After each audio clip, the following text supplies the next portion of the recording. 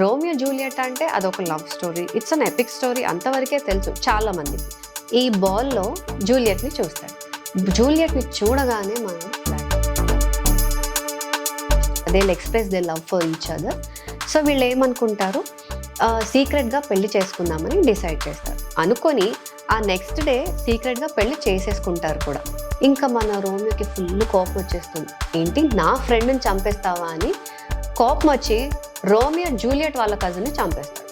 ఈ రోమియో ఈ ఊరు నుంచి వెళ్ళిపోవాలి, ఒకవేళ మళ్ళీ వచ్చాడంటే తిరిగి వస్తే మాత్రం చంపేస్తాం అని చెప్తాడు అనమాట. దీంతో ముచ్చట్లు దిల్సే. ఇప్పుడు మన Juliet she'll feel very bad. అయ్యో నా రోమియో వెళ్ళిపోయాడు, ఏం చేయాలి అని తనకి తోచదు. అప్పుడు ఏం చేస్తుందంటే ఫ్రయర్ లారెన్స్ అనే ఒక పర్సన్ దగ్గరికి మన జూలియట్ వెళ్తుంది. ఆ లారెన్స్ ఏం చేస్తాడు, ఒక పోషన్ ఇస్తాడు. పోషన్ అంటే ఒక డ్రింక్ లాంటిది అనమాట, చిన్న బాటిల్లో. అదేం చేస్తుందంటే it will put you to deep sleep, అంటే ఒక కోమా లాంటి స్లీప్లోకి తీసుకెళ్ళిపోతుంది మిమ్మల్ని.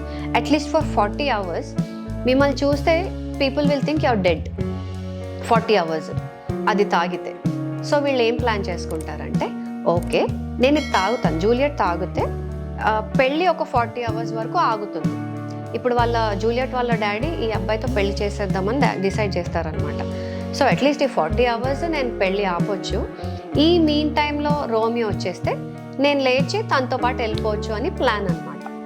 సో తను ఇంటికి ఆ పోషన్ తెచ్చుకొని తాగేస్తుంది. తాగిన వెంటనే she'll get in to coma like sleep. Okay తను చనిపోలేదు ఇంకా, అది just acting, but she is in very deep sleep. ఇక్కడ ఏం చేయాలి, ఫ్రయర్ లారెన్స్ ఒక సర్వెంట్ని రోమియోకి పంపించి చెప్పాలి దట్ ఇలా జూలియట్ చనిపోలేదు, నీకోసం ఒక డ్రింక్ తీసుకుంది, షీ ఈజ్ ఇన్ కోమా, నువ్వు వచ్చి అమ్మాయిని తీసుకెళ్ళిపో అని చెప్పాలి. కానీ ఏంటంటే మనోడు చెప్పడు రోమియోకి తెలీదు అసలు ఇదంతా జరిగిందని. మీన్ టైం కట్ చేస్తే జూలియట్ వాళ్ళ ఇంట్లో ఈ అమ్మాయి చనిపోయింది అనుకొని డెడ్ బాడీ, అంటే తన బాడీని డెడ్ బాడీ అనుకొని ఒక చేంబర్లో పెడతారు.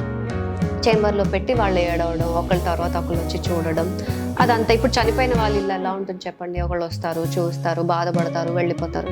ఈ సీన్ అంతా జరుగుతుంది అనమాట, వెరీ ట్రాజిక్ సీన్.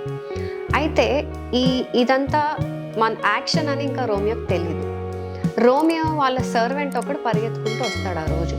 వచ్చి రోమియో జూలియట్ ఇలా చనిపోయింది, తను పాయిజన్ తీసుకుంది, వాళ్ళ ఇంట్లో పెళ్లి ఖాయం చేస్తే తనకి ఇష్టం లేక సూసైడ్ చేసుకొని చనిపోయింది అని చెప్తాడు. ఇదంతా నిజం అనుకొని మన రోమియో ఫుల్గా బాధపడతాడు. హీస్ లైక్ హార్ట్ బ్రోకెన్, ఏంటి నా జూలియట్ చనిపోయిందా నా గురించి అని. తను కూడా ఒక పాయిజన్ బాటిల్ తీసుకొని he'll come running to Juliet chamber. Juliet ఎక్కడైతే ఉందో అక్కడికి వస్తాడు. సో అక్కడికి వచ్చినప్పటికీ ఏంటంటే అదే టైంకి ఈ ప్రిన్స్ ప్యారిస్ వస్తాడు. ఈ ప్రిన్స్ ప్యారిస్ ఎవరు, అదే పెళ్లి ఫిక్స్ చేస్తారు కదా జూలియట్కి, ఆ అబ్బాయి అనమాట. సో తను అక్కడ ఉండి ఏడుస్తూ ఉంటాడు. సో మన రోమియోకి ఇంకా ఫుల్ కోపం వచ్చేసింది. ఒక పక్కన బాధ, జూలియట్ చనిపోయింది అనేసి, ఇంకో పక్కన ఎవరి వల్ల అయితే చనిపోయిందో అతనే ఎదురుగా ఉన్నాడు. సో ఈ Romeo and this person prince Paris ఇద్దరు ఎదురవగానే మళ్ళీ ఫైటింగ్ స్టార్ట్. ఇద్దరు చాలా కొట్టుకుంటారు, ఫుల్ డిషుమ్ అంటే మన మూవీస్లో చూస్తుంటామే పెద్ద పెద్ద షూట్స్, పెద్ద పెద్ద హీరో అలా అనమాట, ఆ రేంజ్లో. ఈ ఫైటింగ్లో రోమియో కోపం వచ్చి ప్రిన్స్ ప్యారిస్ని చంపేస్తాడు. ఓకే అతను చనిపోయాడు అక్కడ. ఇటు కట్ చేస్తే జూలియట్ చనిపోయింది. సో తను చాలా డిప్రెషన్లోకి వెళ్ళిపోతాడు. ఏంటిది, నేను ఇంత చేసింది, నా జూలియట్ లేకుండా నేను ఎలా బతకగలను, నా లవ్ తనే కదా, నా లైఫ్ తనే, నాకు ఇప్పుడు ఎవరున్నారు అని తను డిప్రెషన్లోకి వెళ్ళిపోయి ఆ పాయిజన్ బాటిల్ తెచ్చుకున్నాడు కదా, ఆ పాయిజన్ తాగి తను చనిపోతాడు. నిజంగానే రోమియో చనిపోతాడు. చనిపోయిన కాసేపటికి మన జూలియట్ లేస్తుంది. లేచేసరికి ఏముంది, ఇటుపక్క రోమియో చనిపోయి ఉన్నాడు, అటుపక్క ప్రిన్స్ ప్యారిస్ చనిపోయి ఉన్నాడు.